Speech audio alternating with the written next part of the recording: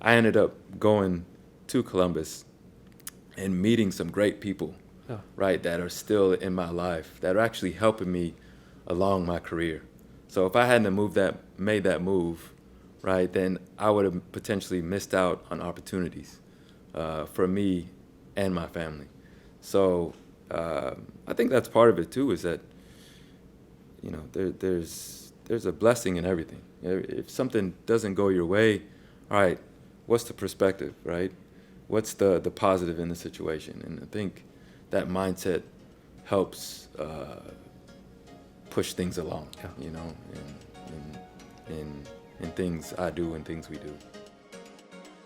Hi, everyone. My name is Dr. Matthew Chow, and I'm Chief Mental Health Officer at TELUS Health. I'm a physician, and I specialize in mental health. Today, I'm interviewing Ricardo Clark, the Whitecaps football club second team coach.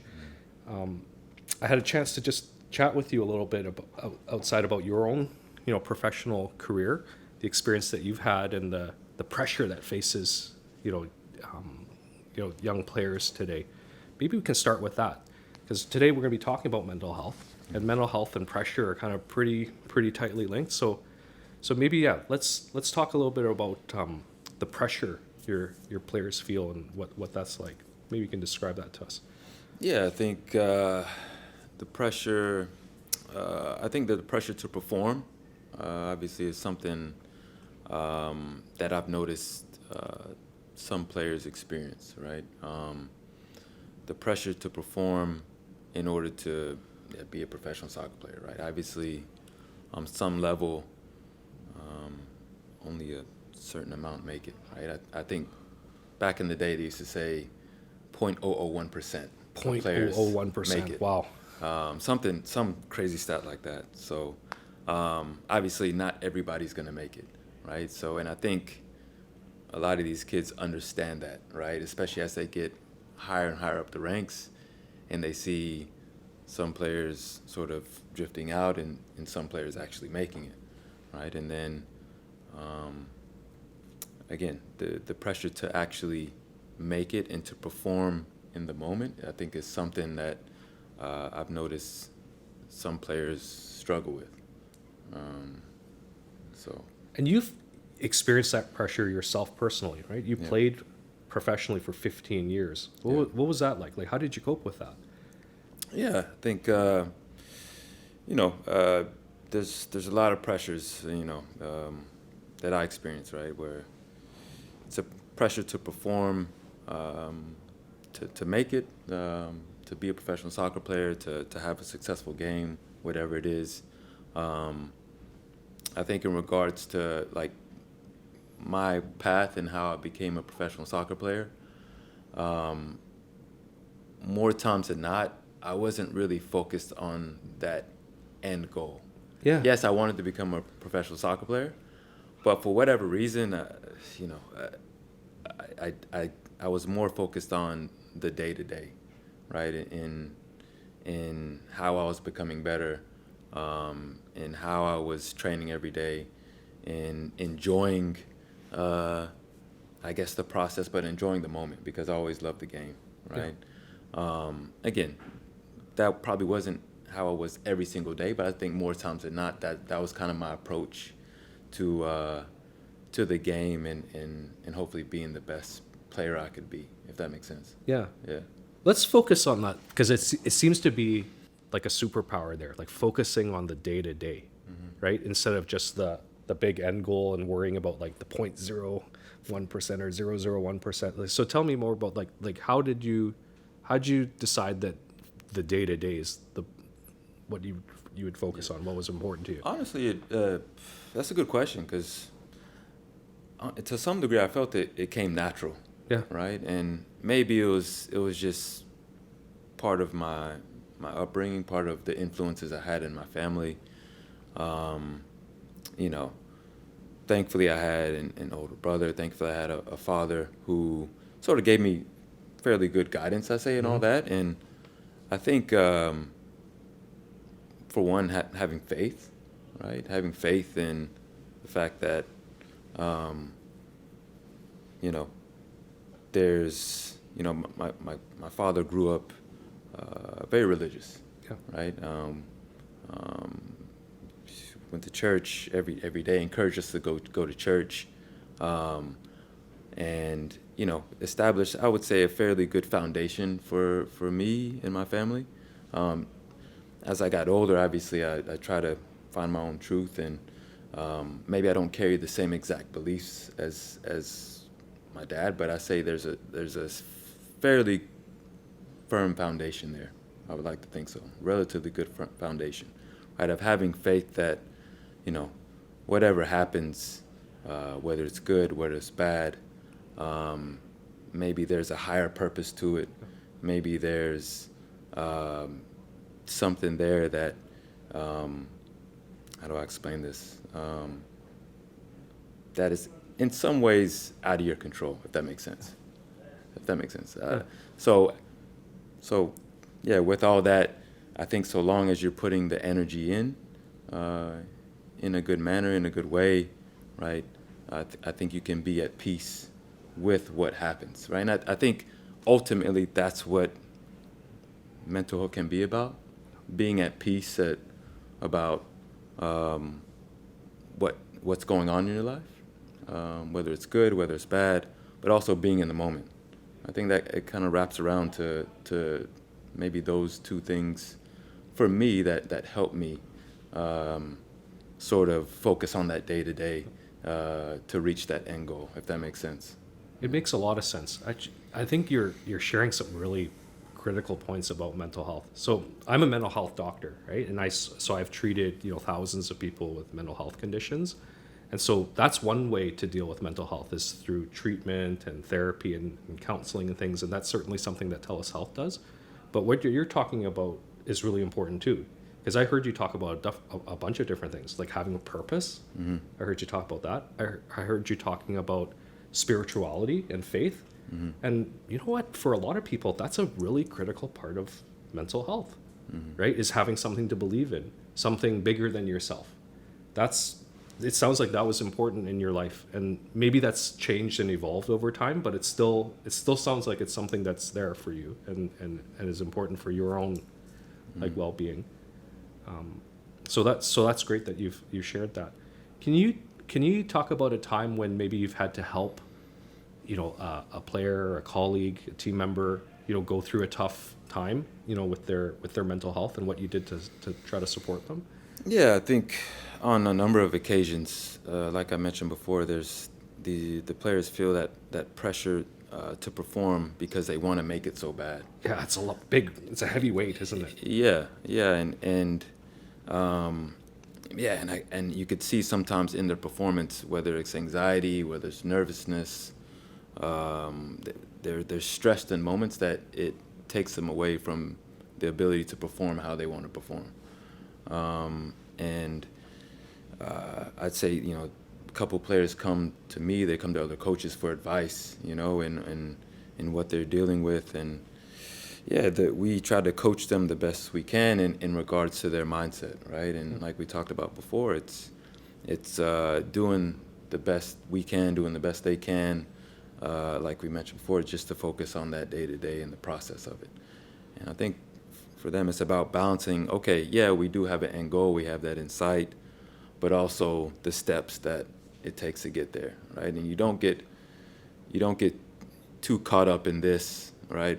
And you focus on this, the process and the day to day, and just making yourself better, as a player, as a person, right?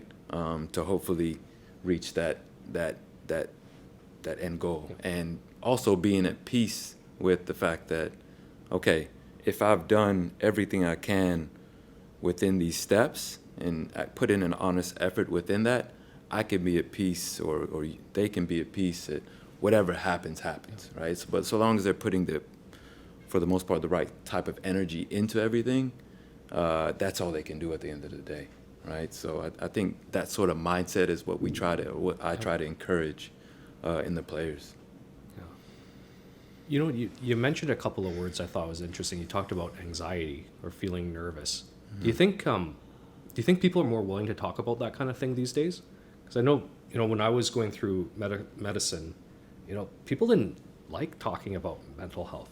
Like, people were actually embarrassed sometimes. Sometimes they felt really ashamed. They didn't want to look weak. They didn't look like they couldn't perform. Like, do you think that that's changed over time? Yeah, I think it's changed. Credit to people being honest about how they feel, about people like everybody right here bringing awareness to it, which makes it almost like I don't want to say trend, but just makes it more acceptable to talk about it, to be open about it. So, I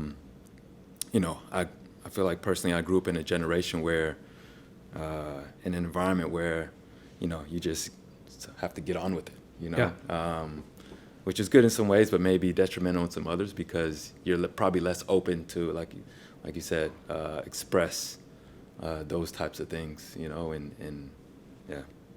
So what's changed your perspective then? Because I grew up in a similar environment, right, where people didn't talk about mental health. You kind of just sucked it up, right? You wanted to be strong. Yeah. So you grew up in an environment like that. So what changed? Like, because it sounds like your approach as a coach is different than that. So what changed with me, or what changed with? Yeah, with you, and then what made you decide that I am going to talk about this, and I am going to have a different way of dealing with this? Yeah, well, I think there's two different levels to it, and personally, because, and I hope I'm explaining myself right here, but You're doing a great job. Okay, in regards to mental health for an athlete and a mindset and what it takes to be, I guess, the best you can be, I think personally I was able to achieve that for the most part. But, outside of that, there's still some things, personally I struggle with, and I try to cope with. Yeah. Right. And obviously some, just like everything, some days are better than others. And, like I said, thankfully, personally, I have somewhat of a foundation there to fall back on, to kind of help me reset. Right. But, again, I come from that generation where you have to sort of figure it out yourself, right? And maybe that's, again, good in some ways, but also maybe not so good, because I feel like, even me personally, I'm not as open about my mental health or anything like that. But again, thankfully, I was able to have that foundation to hopefully help me deal with it. And then the next level is, how can I maybe add on to using my support networks, like, more often? My mom, my dad, my family, close friends, even my kids now. My kids are great as they get older. Your kids are probably the most honest people with you, right? Sometimes. Unfortunately, I find that my kid is a little bit too honest with me. Yeah. What's been your experience with kids? Because kids, I have a 10-year-old, and I'm finding that they learn all sorts of stuff about mental health now, in school, and they talk about emotional regulation and how they're feeling. Yeah. Again, in our generation when we were growing up, people didn't, there wasn't really a language around that. So what's it been like being a dad and having kids where they are growing up in a different environment? Yeah, they're growing up in a different environment. They keep me up to date on stuff, and sort of mentor me in a way. It's almost like a two-way street, because as they grow up, obviously I've had similar experiences that they're going through, so I can help mentor them through things. And again, it's a two-way street. And the fact that they're growing up in an environment, hopefully like this, where it's created by people like you, people like everybody. You should take here. some credit too. Huh? You're creating this world right now. Yeah, so it's true. Take some it's credit. True. So they can hopefully be open about this, and we try to encourage that. And they get it's almost like a culture that's being created around them, whether it's, again, in this environment here, whether it's at school, whether it's through general media, right?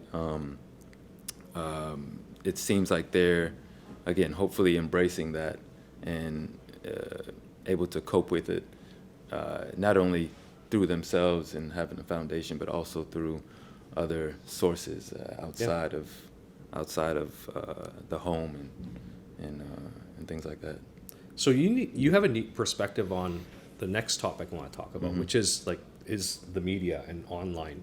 So you talked about pressure earlier, right? And it Yeah. just seems like these days, because the media is always switched on, social media is always there, and there's just so much criticism and vitriol sometimes online, right? Like a lot of negativity, some positive stuff too, for sure. Yeah.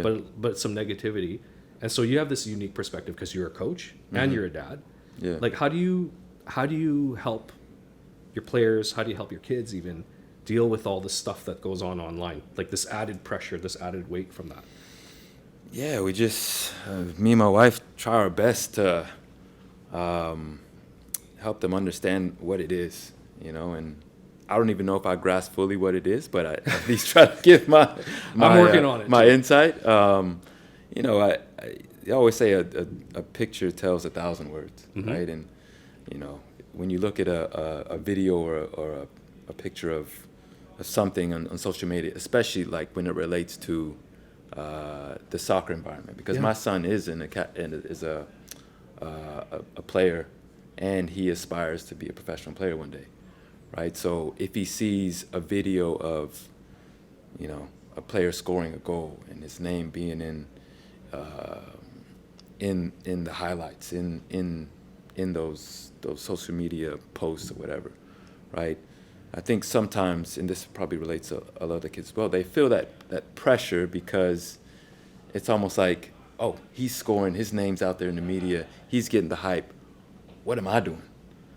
I got to get that. I got to achieve that. I got to get that right now, And I guess, again, we go back to the process, right?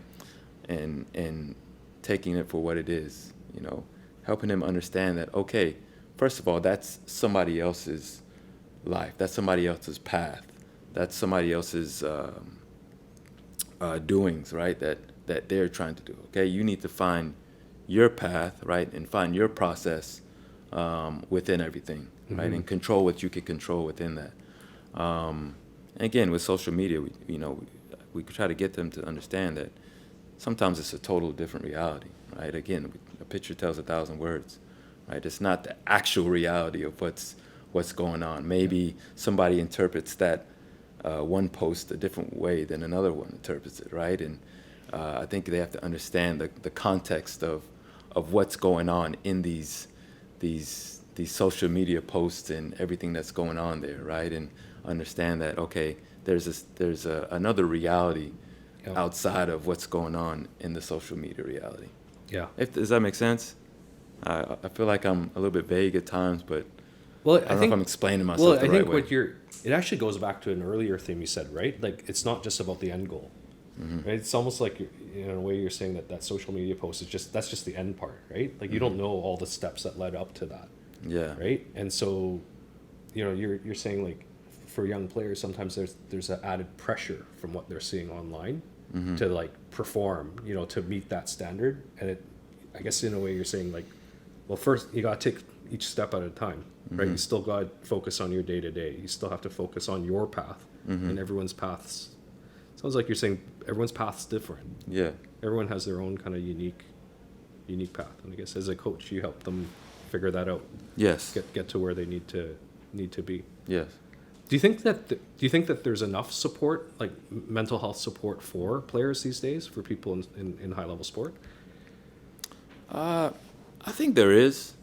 But I think sometimes that comes down to the individual and how open they want to be about it. Yeah. I think it comes down to the connectivity too, and who each person connects with. So I definitely think the resources are there. It's just a matter of the person taking the initiative. Yeah. Right, and feeling open enough and comfortable enough to take the initiative to reach out to support networks outside of themselves. Yeah. Well, something important I think you're alluding to there too is like one size does not fit all, right? Yeah. Like different people are at different places when it comes to mental health. Like some people might be really comfortable talking about mental health. Other people, like maybe that's not an easy thing for them to deal with, right? And so you got to kind of meet them where they're at. I noticed that this team has a team psychologist. Like, so can you tell me a little bit more about that? Like, what was the the motivation for having a team psychologist, and what do they add to the team? Yeah, I think it's just becoming normal within the sports environment, in my opinion. Yeah, the psychological part is a big part of performance of as a player and a person, right? And I think you know you heard the old cliche statement that 99% of making it is mental, right? Yeah. 99% of So is of that true? I've heard that too. Is that true? Absolutely. Yeah. Absolutely. I don't know what percent, if exact, but it's definitely a big part of making it as a player, right? Again, finding the right mindset, knowing how to cope with the pressures, right? Is huge. It's huge, you know. So absolutely believe that, you know, the mental part is a big part of the sports environment, Yeah. right? And making it as a player. So having a psychologist is certainly like a huge support, right? That's a really meaningful way to show that you're supporting people's sort of mental game. Like, can you think of other ways that, you know, to support people's mental health as well?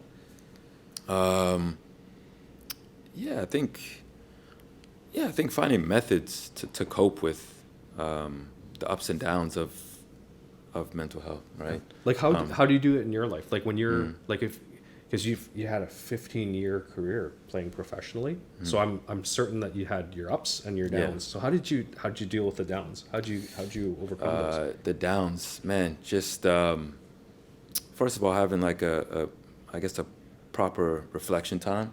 Like Yeah. if I had a down moment, okay, let's say I had a bad game, or let's say I'm not trending well in a certain way. Okay, just making sure I'm taking the time to reflect on everything.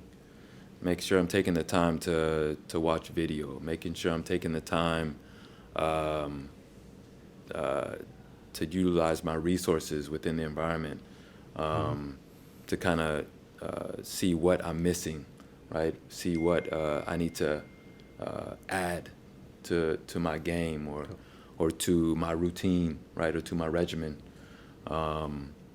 And yeah, I think yeah, for me, prayer is powerful. You know, whether it's a meditation, whether it's affirmations, whatever it is, you know, I think if you put that into your world, like whatever you want to achieve, you know, I think on some level it can become your reality, right? Obviously, you know, there's a process there. There's steps you take to achieve it, and you know, you're not going to achieve everything you want to, right? But if you're putting an honest effort there, you're putting energy into it, I think to some level you will move towards that direction that you want to get to. Yep. If that makes sense. It does. And you know, again, like you've again reinforced that importance of having having spirituality in your life. It means prayer for you. Like that's, I think I've heard that a lot from my patients as well. Like everyone needs something, some type of support. Sometimes it's family, sometimes it's prayer, sometimes it's spirituality. But there needs to be something Yeah. to help them get through when things are really really rough, really tough, really rough. Yeah. You know, can you tell me about a time in your life when like things were particularly hard and you got through it? I would say, man, probably towards the end of my playing career. Uh-huh. You know, there was a point in my career where, you know, I was 36, 37 at the time, right? And I've been with one club for a very long time, right? And based on the decisions the club wanted to make, whether it's going with younger players, whether it's a new coach coming in, you know, you kind of feel like, and they, you know, you find out that they want to go another direction, right? And you know, for a younger player, you know, it's easier, I would say, more times than not, to relocate, right, or to go to another location, or make a change just like that, right? But when you get older, you have, you know, for me personally, I had kids.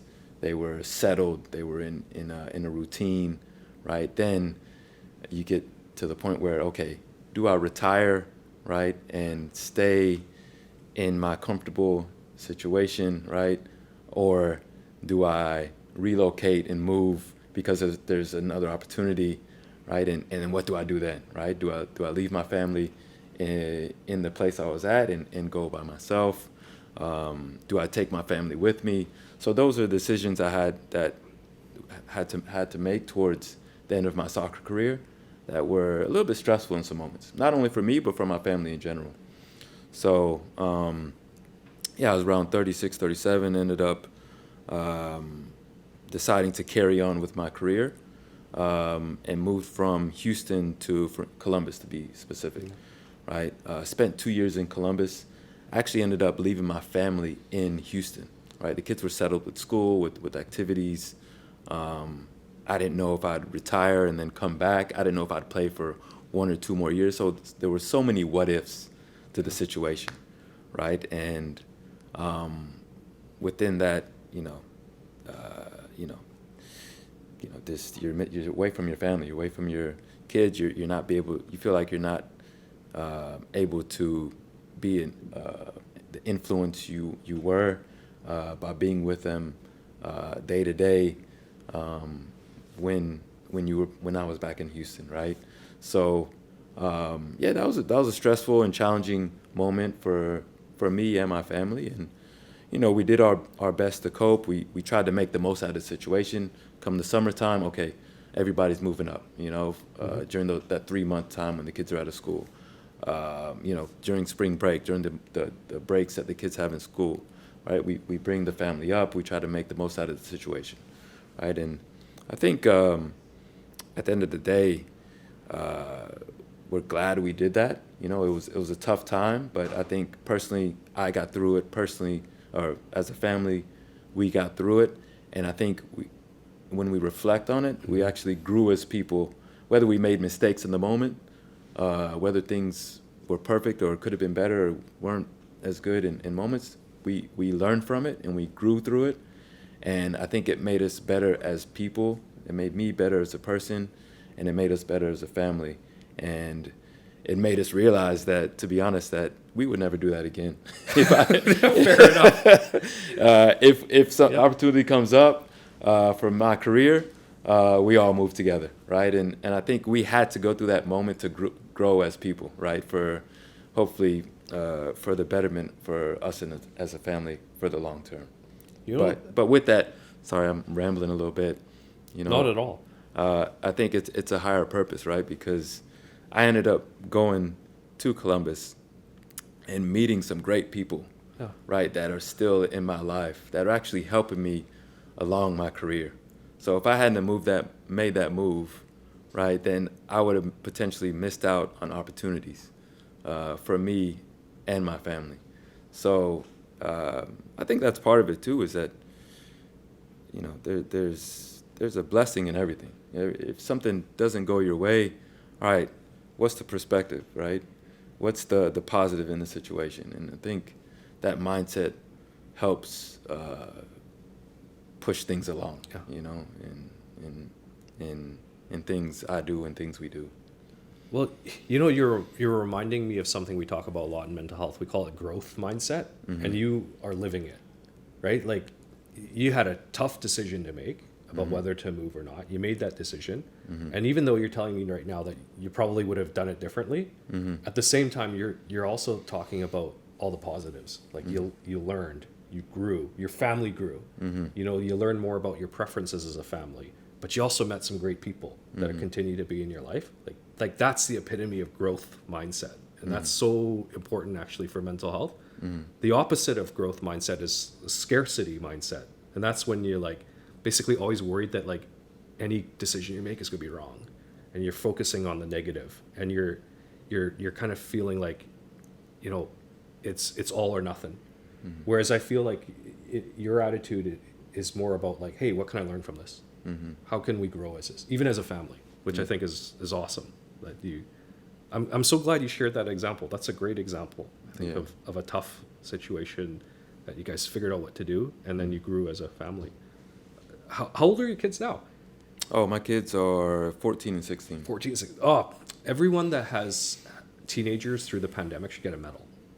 I personally feel that way, because like it's been a challenging couple of years that people have lived through. Yeah. Final question: if there was something that you could share with the audience today about mental health, something important that you think about mental health, what would that be? Something I could share about mental health. Yeah, either share about Yeah. mental health or something about mental health. Maybe something that you've learned in your storied career, like, or something you've experienced in your Yeah, family. I would say, um, yeah, for me personally, again, it was about finding methods for coping, right? Finding Yeah. methods for coping, big thing. Um, you know, maybe it's, maybe it's working out. You know, um, personally, I was able to be introduced to yoga. Mhm. I think it's about 15 years ago, Yeah. right? And I found huge benefits to that, right? And I always say it's not for everybody. I've tried to put people onto it, and it's just not for them, But other people have chosen to incorporate it in their lifestyle, right? Yeah. And for me personally, it's been a big benefit, man, in dealing with just life in general, and hopefully staying balanced and doing my best to have a healthy mind, right? Yeah. And again, nothing's ever perfect, but I do notice that if I need a reset, or if I do need a moment where I need to sort of, collect myself, get in the right mind frame, get in the right mindset, that does help me cope, and I've tried to incorporate that in my lifestyle on a regular basis. So I think that's a lovely note to end on, right? Like, so you have found yoga has been one of your ways to cope and to improve your mental health, and that's like, I've found that that's been helpful for a lot of my patients. And then, everyone's a little bit different. I've had patients that like mindfulness meditation. I've had patients that love going for a run, or doing something athletic, because that's what like is their jam and helps them with their mental health. And I've had people like go see a therapist or have a life coach, or talk to family members.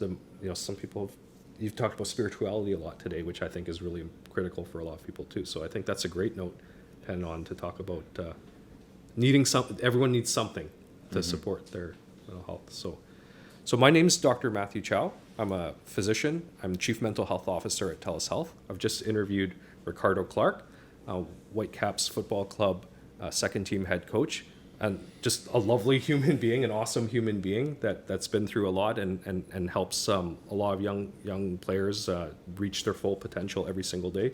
Just my gratitude to you for sharing your story and sharing your thoughts about mental health today. Mm-hmm.